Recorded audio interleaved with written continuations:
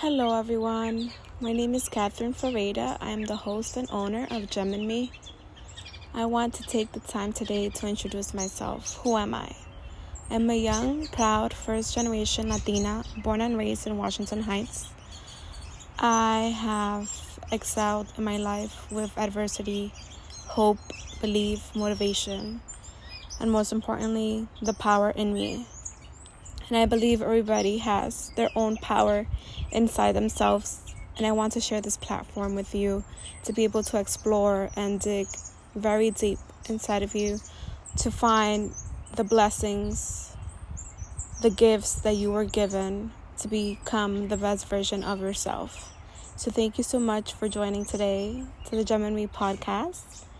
I hope to give you blessings, aha moments, many gifts really that you have within yourself to be able to unfold and find those within you. Thank you for listening today and welcome to Gem and Me. The power is within you.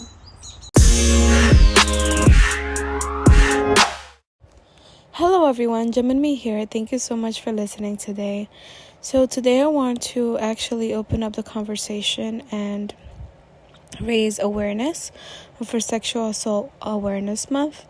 Honestly, I feel like I've touched upon some content in terms of like awareness and stories that I have shared, personal stories, but also personal stories from like speakers and friends that have also witnessed or been a survivor, right, of this tragic truth that really hasn't been uncovered or spoken of, like, right? I feel like, let's say 10 out of the, like 8 out of 10 people that I speak to have had some sort of encounter with sexual assault in terms of like being an actual survivor or no, like a close relative, friend, family, sibling, etc. that has been a survivor, and it's honestly very sad and scary to know this, right? And the fact that obviously we're not talking about it and it keeps happening, right? So I feel like it's been happening forever and not a lot of people are talking about it, and let's say some parents, friends, guardians, family members who are not obviously the predator might know, that is happening, and maybe because of shame, they don't know what to do, etc., or they don't know where to go or how to help the survivor, right, or how to confront the predator. They don't speak up. And it's so sad because like we have to do something about this. A lot of people have been hurt in the past. A lot of people are being hurt right now.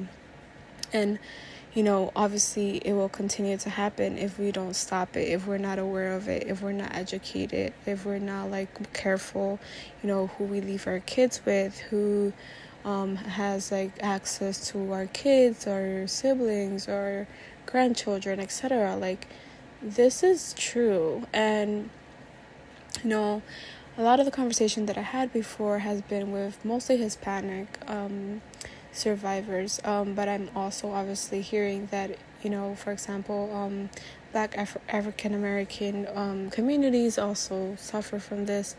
And honestly, I'm not sure if it's very prevalent in, let's say, Caucasian or white communities, but I feel like I'll speak for the Hispanic one, and because I've had more encounters, and obviously I'm Hispanic and Latin, but I feel like our culture is very toxic in many ways, right?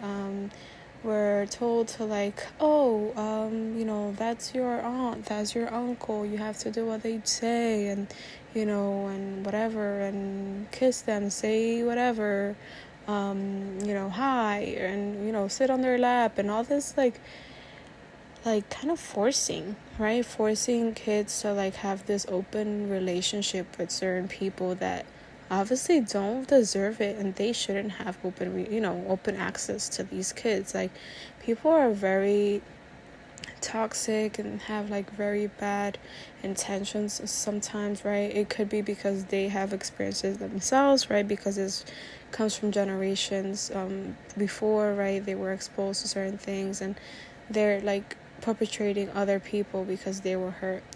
But it's so sad because it's often happens, right? Like the predator is often somebody's aunt, mother, father, uncle, cousin, family friend that was like very close and trusted and wasn't really questioned, and obviously the victim or the survivor at this point felt that they couldn't like speak up because that person has obviously the leg up, their authority figure, or they're part of the family. You don't want to break that bond, your parents love them or you love them to some extent, right? So it's like, what do you do when you're in that situation? And obviously you're a kid, you don't know what's going on even, right? Some people have also experienced it, right, in a later like teenage years or like adulthood and stuff like that. And something that I've always also realized, that if you're like a survivor, like at the beginning, like for example childhood, right, very small, it might, you're bound to like be targeted again, or it's probably gonna happen to you again, right? Because I don't know what it is. I was talking to somebody about this actually today.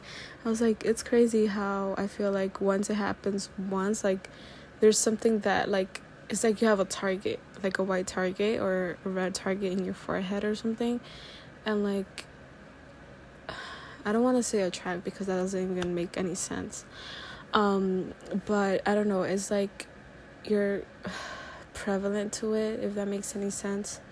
It's hard to explain, honestly. People take advantage of you, right? And because you're taking advantage of, most likely gonna let that behavior continue, right? You're not gonna speak up because you have already been taken advantage before, right? You don't really know, let's say, your self-worth. You don't know your value.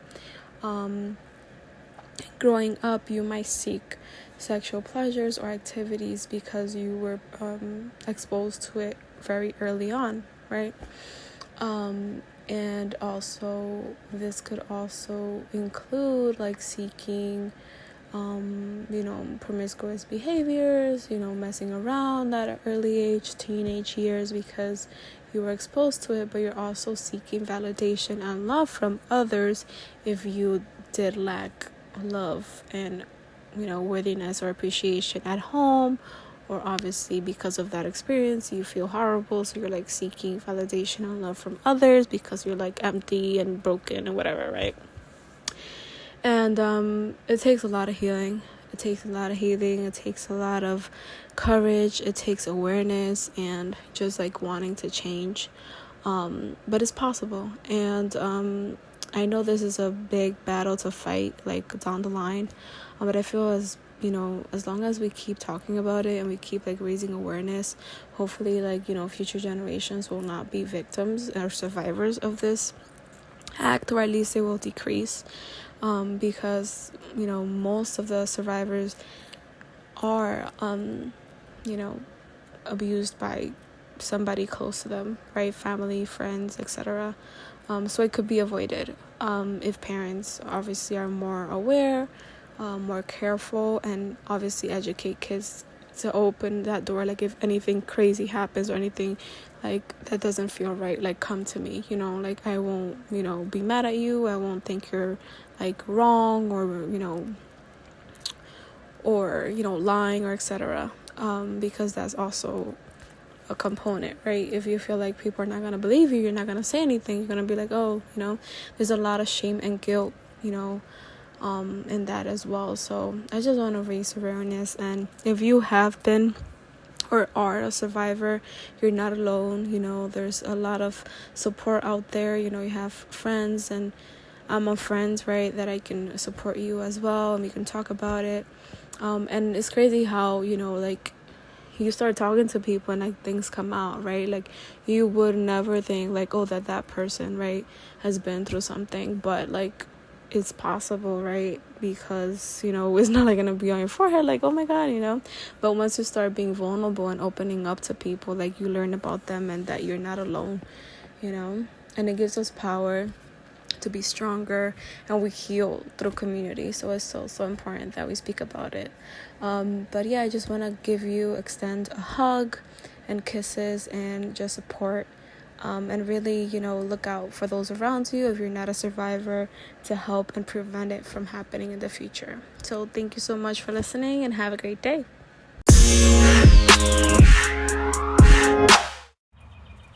Hello everyone, thank you so much for listening to today's episode. I am so grateful that you're here listening to my podcast, Gem in Me. I hope that you continue to listen on very important topics that I discuss in my growth and journey to what is called life. I hope that you're able to learn and explore different values and things that you have within you.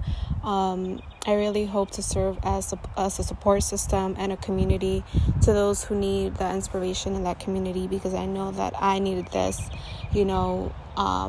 I still do, but like growing up, I felt like I needed something where I can, see the examples and have a support system. So I hope to serve as such. Thank you for listening, and have a great one.